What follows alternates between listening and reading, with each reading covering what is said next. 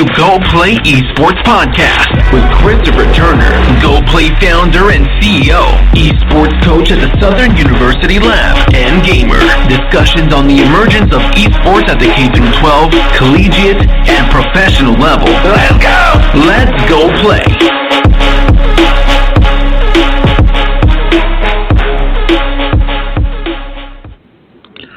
Welcome to the show. This is your host, Christopher Turner. This is another episode of You Already Know What It Is, Go Play Esports.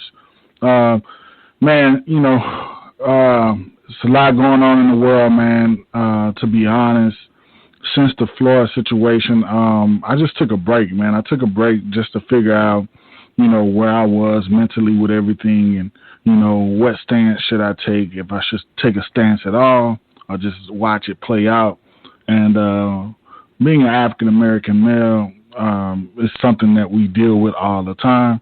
I'm not going to focus too much on it, but I have some episodes that are coming down the pipeline and some concepts, and we're going to address the racial problem that we have in our country. And to be honest, man, the racial divide we have within esports too. Knowing that the main focus of the show is esports, I feel only right as being an African-American male and dealing with these issues, not only, with police brutality, being racial profiled everywhere I go, being a middle-aged male from what they call the ghettos of America and thriving and striving and pushing myself every day to be, just looked at as equal. I just feel like it's my duty, since I have this platform, to address those things in a tasteful way. So, with that said, we're going to go ahead and go on with the order of things. Let's do it.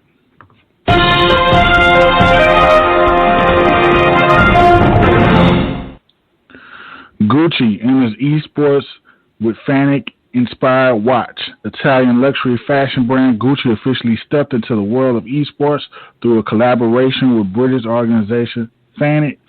I've addressed it before, people.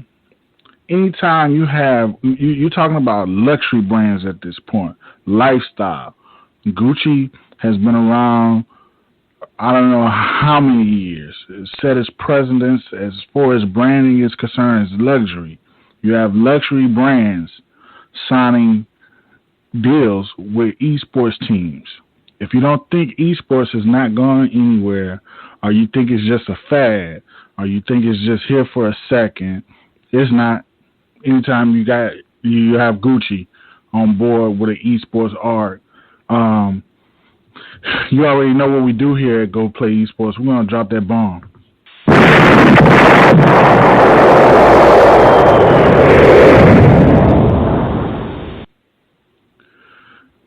Yeah, you know what time it is. We always have a guest here at Go Play Esports. Today's no different. I always address it as such.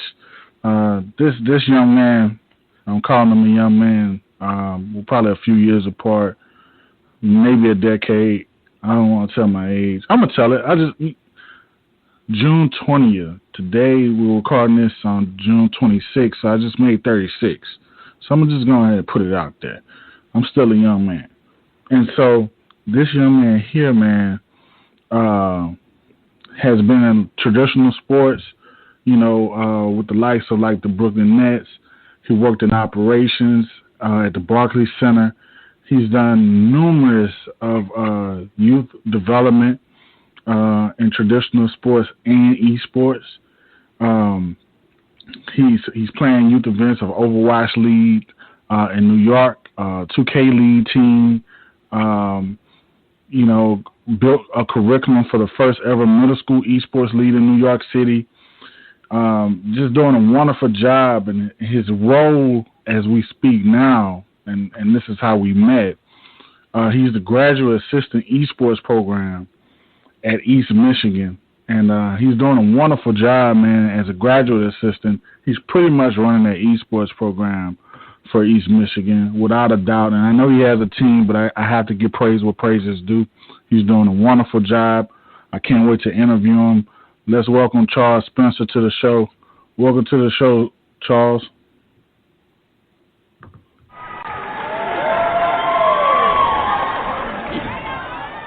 Yeah, thanks for having me on. I appreciate being on and talking about some of the things that we do at Eastern, and also a bit about how I got here, I guess, and about the esports landscape. So, thank you. Yeah. No problem at all, man. You know, you always have an open door here, man. And let's just dive into it. Let's get into your background, man. Let's take a moment and let's just tell the listening audience a little bit about you and how you got to this point. Yeah, sure. So I've been in esports for about 4 years now, since the end of my time at LIU Brooklyn in New York City. During my time at LIU, I did many different things in traditional sports on a smaller level, of course, from assisting coach, did a second stint as assistant coach for a Division III football team. Like you said earlier, I worked with the Brooklyn Nets as an internship. Funny enough, one of the bosses that helped me out a lot at the Brooklyn Nets, actually just gotten a job with the Detroit Pistons, which is not far from me. So that's wild. I also did equipment. I did equipment managing. Well, I assisted in equipment managing for both my alma mater's baseball and basketball teams, and then it was like around 2016 where around my senior year, where I was really thinking where to go next. I still wanted to be in traditional sports in a professional manner. When I was a kid, I always wanted to be a college football coach. That kind of died out when I was during college, but then I still wanted to be in the back, the front office in a way, being maybe one day a GM. But I wanted to see where I wanted to go next, and then I found Twitch, and and then I also found a couple of streamers that really showed me the potential of esports. Because I was also a big Call of Duty guy when I was a kid, and you know what? Also, yeah, I'm actually 32. Oh man, so yeah, we're good. We can have a conversation. Go ahead. Yeah, I'm actually like, when I came into college the second time, because I did it the first time, but it didn't work out as I wanted to because of money. And also, I didn't really like web design, but I was 28 years old. So this was kind of like a restart, non-traditional student type stuff. And it really was a thought pattern of really, what do I do next? And I found two players that I still watch to this day. One was Karma, Damon Barlow, one of the greatest Call of Duty players of all time. And just watching how he worked the server and a Call of Duty game at the time when he was with Optic Gaming. And then also Tyler TP Polchow. He was doing his thing, and he was one of my first follows on Twitch. And seeing that potential, that weekend, like a few weekends later, I saw a Call of Duty tournament online, and I was thinking, okay, what's going on here? So I went to ESL One New York, decided to say, sure, let's go for it. I got a free ticket from the boss that actually now works, Mike Saboski, now actually works with the Detroit Pistons. He gave me a free ticket. I went, and it changed everything. It was one of the biggest Counter-Strike tournaments it was the biggest Counter-Strike tournament in the East Coast, one of the biggest in the U.S. they usually have, and it was amazing. Navi won the tournament. It was a great final between Navi and Virtus Pro, and I just saw the fans really into Counter-Strike, really into what they were doing. I was like, man, I was thinking in my head, man, there's a lot of potential here. And I showed a couple of people that, and they're thinking, like, okay, maybe.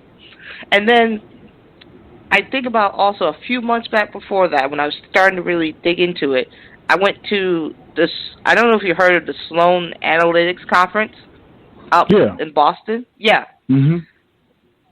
I went up there for very different reasons. I wanted to be get into football as a scout, or soccer as a scout, maybe. And I was trying to make those connections. One of the last panels of the year, of the conference, was an esports panel. So I decided to drop on by. In this panel, you had people that was including Craig Levine of ESL and also Steve Arnasett of Team Liquid. And they really talked it up and really had a good conversation. There was also another guy from Riot Games, and I forgot the fourth guy's name. I haven't really heard much from him since, notably. Okay. But hearing Craig Levine, hearing Steve Arnasett really talk about esports and really talk about the possibilities, and it just gave me some thought. And then mix that together with ESL in New York, I was very interested to do more. Right after that, I got a job working with the New York Red Bulls as a marketing assistant. And a year down the line, I decided to do a panel to show my school traditional sports, esports. I got the former owner of Splice / Overactive Media at the time. Well, no, it was Splice at the time, but Marty Strenchlik, Laser Chickens, one of the former owners of Rocket League Esports, which was a Rocket League team, okay. And a couple other executives. One who was the former director of basketball operations for the Cleveland Cavaliers, and one that currently was working with the Cosmos, and they really talked it up about the possibilities of esports and traditional sports working together. And that was successful amongst outside esports, but, not many of my schools going. But this is when I got my first true job in esports. During that week, I was trying to make the rounds talking to students about what we're going to do that week with the panel. And my professor told me, come talk to me. I know a guy that's interested in that stuff on a youth level. His name's Gregory Paul. He really basically gave me an opportunity. So I went to talk to him, and I told him the possibilities of youth esports and really getting an understanding to how to develop kids through that stuff.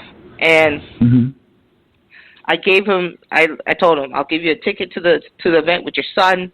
That was that weekend, because that was also another ESL New York event that weekend. I'll give you tickets to it. Go check it out for yourself at the Barclays Center. Let me know what you think. He did with his son, and his son enjoyed it. He saw the potential, called me that same weekend while I was there, and offered me a job to create a youth esports program for Advantage Higher Education, which is an after-school program for a couple of schools, but I did it for I did it for a middle school right out there in Brooklyn. So I took the job, and it really, really changed things. It was part-time, and I was doing like 4 days a week. What I decided to do, because again I was still new to youth stuff, but I understood youth sports a little bit more, and I wanted to have kids understand what's around esports. There's gaming, there's people playing video games, but there's more around to it, and I wanted to show that. So I brought organization owners, I brought casters, I brought journalists, I brought players too. All these different type of people down to this program to talk to my students about what they were doing in esports and what was going on in the industry, and also what possibilities you can make from it. I brought production people as well, and all this mix of types of people that really were involved in different ways through esports. And one of my most interesting examples of things was I brought in a Rainbow Six pro named Shuttle. He was out in Long Island, came in with his girlfriend at the time and talked to the kids. And during that talk, one of the kids asked, "Hey, how long have you been in this?"